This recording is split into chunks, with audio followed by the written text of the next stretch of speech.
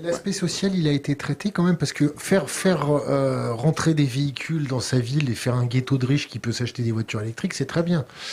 Mais les petites mains roulent au diesel avec des caisses qui ont plus de 15 ans. Vous avez traité un petit peu ce point-là? Alors sur ce point-là, un petit mot sur le véhicule électrique versus le véhicule thermique. Parce que il faut, fondamentalement, la voiture électrique, je vous donne un petit scoop, va être beaucoup moins chère que le véhicule thermique. Parce que les taxes vont... Non, parce qu'il faut 10 heures pour monter une voiture électrique, il en faut 40 pour monter une voiture thermique. Il n'y a pas plus de matière dans l'une que dans l'autre. C'est beaucoup plus simple, un véhicule. Matières différentes.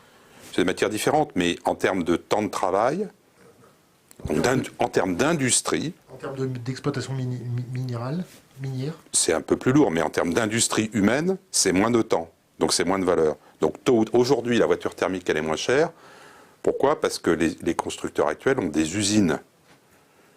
Et donc, la production d'une voiture thermique, c'est un coût marginal par rapport à une usine qui existe, qui est déjà rentabilisée. Alors que le monde électrique, le monde du véhicule électrique, il est juste naissant. Donc, le coût individuel de chaque nouveau véhicule est plus élevé. Ça va très rapidement s'inverser.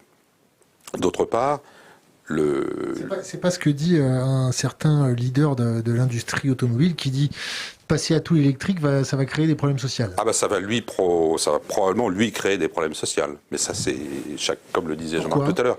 Bah parce qu'il faut transformer toute sa propre industrie et toute sa propre organisation.